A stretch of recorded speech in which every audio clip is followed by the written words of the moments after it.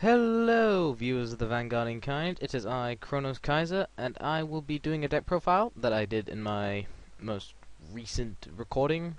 That obviously you would have seen a lack of Chronos Blaze being there, and yeah, this is the deck list that I used for the. Excuse the pausing, guys. This is the deck list that I used against Chronos Walrus, who will now be known as Chronos Vertrux, as is his preference. And this is basically the confirmed deck list of Kourin. I pulled up a random list, and it came up with Kourin's deck. I'm a big fan of character decks, just before you start wondering why the hell I'm running 4 stands for crit. Anyway, I will be running you through Kourin's deck list. You can find the confirmed deck list elsewhere, but this is basically just a general rundown of it.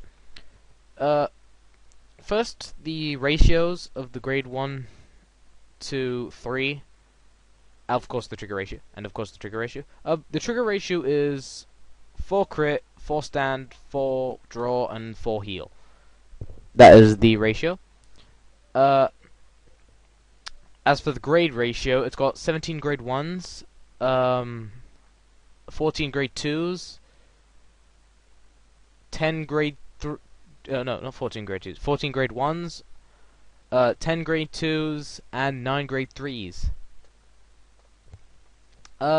It's a bit of a grade 3 heavy ratio,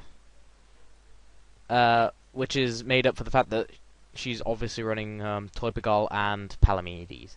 So let's run through it and try to analyze what Kourin was trying to make with this deck.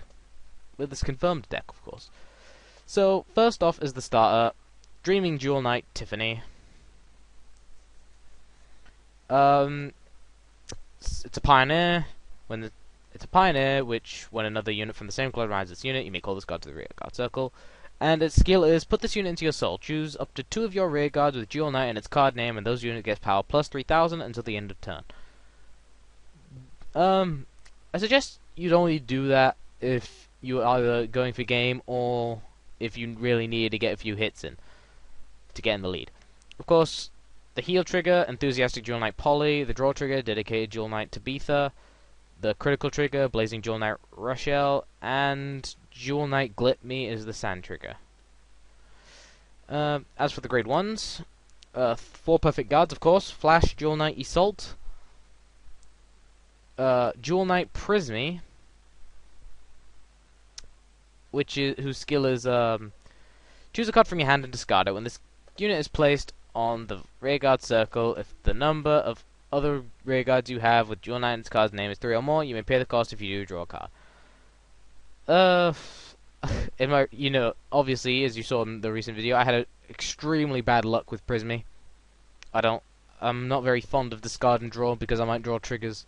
I mean, it's good to get guards into your hand as well, but I just like triggers. Getting a trigger in damage deck in the drive check is just amazing. Stinging Jewel Knight Sherry. When this unit attacks, if the number of other rear guards you have with Jewel Knight and its card name is 3 or more, this unit gets power plus 3,000 until the end of that battle.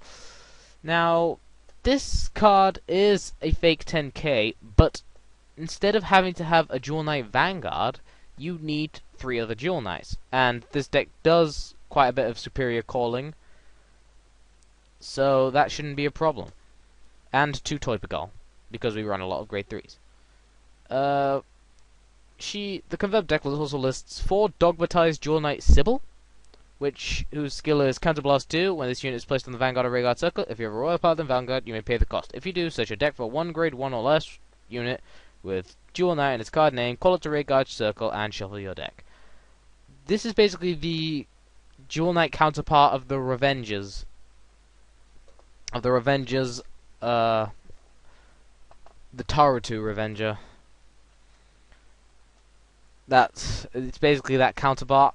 Has the exact same skill, exact same power, everything.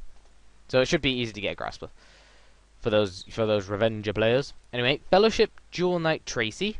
which is the Fate 12k, also requiring 3 other Dual Knights rather than requiring a Dual Knight Vanguard, and 2 Gallatines for vanilla.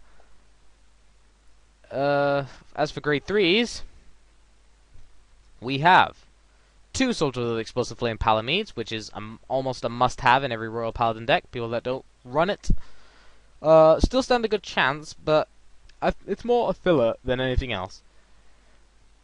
We have 3 Pureheart Dual Knight Ashlei, which is the Break Ride unit.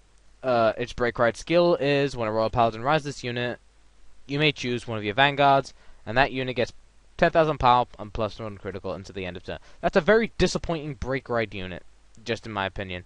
It works, but it's still very, very, very, very disappointing. And leading Dual Knight Salome, its skill is its first skill from the bottom going to the top. Counterblast 2 cards with Dual Knight in their card name, which is a special counterblast. Search your deck for up to 1 card with Dual Knight in its card name, call it to rearguard circle, and shuffle your deck. 1 card. 1. I suppose it's good if you're trying to go for any Dual Knight, and this also contributes to its limit break.